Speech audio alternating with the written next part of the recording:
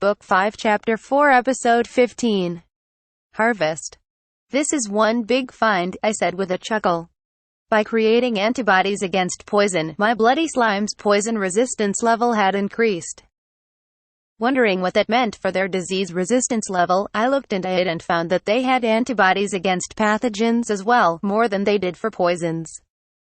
It looked possible to use bloody slime serums to cure both poisons and diseases. I took out my watch and realized that it was just 2 minutes before when we were supposed to gather in the morning. I quickly put some bug repellent on, then rushed out of my dimension home and toward the carriages. I swore that once I returned home, I'd ask Denomi to develop an alarm clock. I kept running until I saw the students. Many of them had already gathered. I went around the group of students and headed to the teachers past them. Yo, Ryoma. Perfect timing. I'm sorry, Roche. My slimes distracted me. Yeah? How'd things go? Everything worked out thankfully. Really? That's great to hear. Sorry about all the commotion, everyone. Thankfully the meeting place was close to the campsite, so I narrowly managed to avoid being late.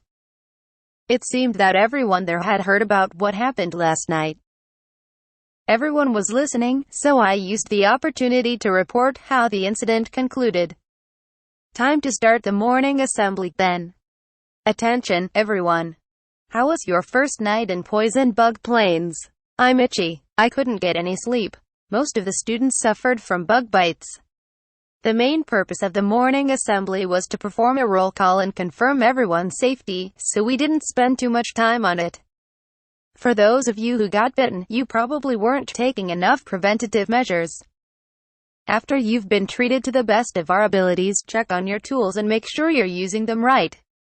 We'll be camping here 2 more times. If you don't get it together, you're gonna have a bad time. Again, you're free to ask the teachers any questions. That is all. Dismissed. The students began to walk to the tents of the teachers, whereas Roche came toward me. Ryoma, I need to talk to you about something, he said. A few of the teachers have gotten questions about fighting styles and weapons. This isn't part of the schedule, but we were thinking about holding mock battles between the teachers to help explain things to the students. Would you mind joining in and fighting with a bow? That's fine with me, but does it have to be a bow? I won't say you have to. Everyone's got their own fighting styles. But ideally, we can show off a wide variety of weapons and styles. Most of the teachers here primarily use close combat, so it'd be great if you could use a ranged weapon. I hear you shot a bird out of the sky during night watch duty. I guess he heard that from one of the other people on guard duty. I needed blood for my bloody slimes, so I shot down a nocturnal bird I happened to see. If you've got skills like that, I think you could teach the students something. Can you do that for us? I'd be happy to, I said. It sounded like you wouldn't mind if I said no, but I was here as a teacher. Helping the students to learn better was my duty. For the mock battle, I'll make arrows without arrowheads. Yeah? Then I'll go tell the others. Talk to you later. Can't keep the students waiting, Roche said and began to walk off, but when I was about to go make arrows, I heard someone step in the grass behind me. I turned around to see who it was. Beck. Yo. Beck was seldom seen without his allies, but he was standing there alone. He wasn't talking to anyone, just looking at me. As Roche left, Beck came forward in his place like he needed something. I tried to be careful, but bugs got into my tent anyway. I just wanted to ask if you know any good ways to prevent that, he said. I never saw him timid before, but today he was acting awkward. It reminded me of Tabuchi, my old subordinate. Bugs got into her. Even if you've got solid countermeasures in place, they'll often come in at the same time people are entering. Check if they're on your clothes or shoes before you go inside. Also, should I teach you how to make a simple bug repellent? All you have to do is crush up some medicinal herbs that you can find around here. If you smear that on the entrance to your tent, it should keep flying bugs away too. Oh, I see. Can you do that? Thus, Beck and I went out to the plains. Is this a good spot? We didn't walk that far. As long as it's in direct sunlight, the herbs will grow anywhere in the plains, I explained. Honestly, we could probably have found them without even leaving the campsite. Here, look at this. It's balminist, a grass that bugs hate. If you crush it up and add water, you can make a simple but effective insect-repelling fluid. But the duration of its effects will depend on the thickness of the fluid and won't last more than a day at the longest. So collecting and mashing the grass just before you use it will provide the best results. And it'll hurt your skin, so don't rub it on yourself. Anyway, let's take a couple handfuls to use for tonight. Got it. We stood back to back and silently began to gather up the grass. There was nobody around to see or hear us. The wind rustled the foliage, the sound of plants rubbing together loud and clear to my ears. Hey, Beck quietly said as he finally worked up the determination to talk. What? I heard that Gazelle's party gave you some trouble. Sorry about that. Why are you apologizing for that? Why? Because we're from the same slums, you know. I've known those guys my whole life. We weren't even on bad terms till we became adventurers. Really? Oh right, maybe I've only ever complained about them around you. Before we registered at the guild, we talked about teaming up. But then I heard that West and his friends were registering too, and I was worried about them, so I decided to work with them instead. That's when we started doing stuff separate from each other, and next thing I knew, well, you know how it is now, Beck said. It sounded like there had been discord between them for a long time now, but Beck still cared about them on some level. And when they make fun of the rest of my team, I sure don't let them get away with that. I hate that. I see. Well, don't worry. I'm not mad about it. I told them that when it happened, actually. Really? I didn't know that, Beck said. He wasn't there, but presumably heard about the incident from people who were. Did you think I was going to give you a harsh punishment or something? Well, I know you've got no mercy for your enemies. You beat up burglars who try to steal your slimes and stuff. People always say how going after your slimes could get ugly quick. Sure, I've beaten up burglars, and Gazelle's team mentioned that too. Do people really talk about that all the time? Why would I lie about that? Maybe this was something I needed to have come check. By the time we finished collecting grass to be made into insect repellent, Beck's fears had disappeared. But he had split up with his allies to speak with me, and didn't know where they were now. Rather than go look for them, he said he wanted to help me with something as thanks for forgiving Gazelle. So we went to collect one more material in the woods. So we're going pretty far into the woods?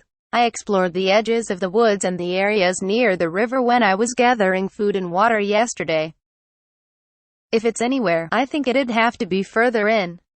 Gilko, the leaves, you said? Do those sell for a lot? Not at all. They contain medicinal components but also poisonous ones, so not even drug stores bother with them. They can be used as an insect repellent in clothes and books though. They were considered a medicinal herb, but they weren't typically seen. I had never actually seen them myself, but when I was checking my information about this region, I found a description of them.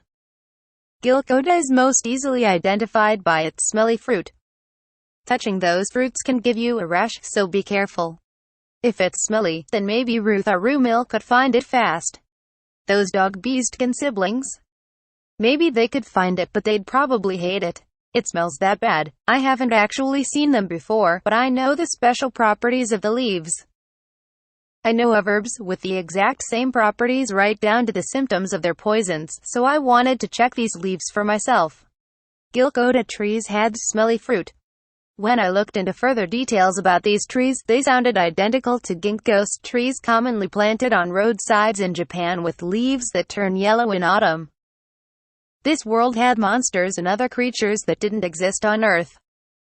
But they did use wheat and potatoes in cooking, and when it came to medicinal herbs, they had something called mugwort that was a lot like mugwort. There were many such plants and animals that resembled ones from Earth, so I thought Gilkoda trees may be the same for ginkgo trees. The wind carried a stench to our nostrils. Is this the smell? Beck asked. It came from over there. Let's go. We walked in that direction for a few minutes when we came upon ginkgo trees, their bright yellow leaves shining in the sunlight. Wow, awesome. But dang, do they smell, Beck said. I cast appraisal on a fallen leaf. Ginkgo leaves contains both medicinal and poisonous components. Medicinal components: flavonoids, ginkgolides. Poisonous components: ginkgolic acids. The components were listed in names that I understood. These were, without a doubt, ginkgo trees. I opened up my item box to take out a towel and deodorizing fluid. Beck, use these. Also, here's a basket for the leaves, and some gloves you can use. They only planted male ginkgo trees by roads because they didn't bear fruit, from what I heard, but no such attention was paid to these. They were as they would be in nature. Impressed by their beautiful yellow leaves, I did what I could about the smell and took preventative measures against rashes, then started to gather up leaves. Thanks for the help. I wouldn't have gotten so many leaves without you. No problem. Now I've got a nice story to tell the rest of my party when I get back, Beck said. We finished collecting the leaves without a hitch, so now we could return to the campsite. I'll be going, then. Need to make some insect repellent before they get back. You just have to put it in water and crush it up, right? Right. Just be careful not to get any on your skin, and find a good spot to smear with it. Got it. Beck returned to his tent with an armful of balm mist. Feeling that I should do the same, I went back to my base and activated my dimension home once I was inside. Before it was my turn for guard duty, I had to process what I had collected. First there were the ginkgo leaves. I had 2 full baskets of them, but they were still dirty. I put all the leaves in a big container and used alchemy to remove the filth. Only the leaves and the container remained inside the magic circle, while the filth was outside. I had my scavenger slimes clean up the garbage, then separated out the ginkgolic acids while I was at it. Now I had some safe ginkgo leaves. Leaving those aside for now, next I had some mushrooms that I picked up on the way back. I wanted to use them to experiment with mushroom cultivation. I had no time for it last night due to the bloody slime incident, but I still had time today. I opened my item box and took out some fallen wood that I found in the forest. I used alchemy to remove any filth and bugs from the wood and asked my scavenger slimes to get rid of it. Then I cast Polish wheel to turn the wood into sawdust. The rapidly spinning wind and sand gradually broke the semi-dried wood down into tiny bits. I did a bit of a rough job, but this was my first experiment, so I thought it was fine. When the sawdust was done, I left it aside for the time being. Next, I put the mushrooms in a container and used alchemy to split them apart as well, obtaining hyphae that I could cultivate in the sawdust. And as a further source of nutrients, I took fertilizer from the scavenger slimes that helped me clean up the filth. I mixed all of these together in a flat container about 2 meters by 1 meter in size and added as much water as seemed appropriate. I had no idea what would happen because I had no experience with mushroom cultivation. It would be nice if this worked as a proper mushroom bed, but I wasn't getting my hopes up. Lastly, I'd slept in my dimension home last night, but I intended to sleep in my base tonight. I had to get ready for that.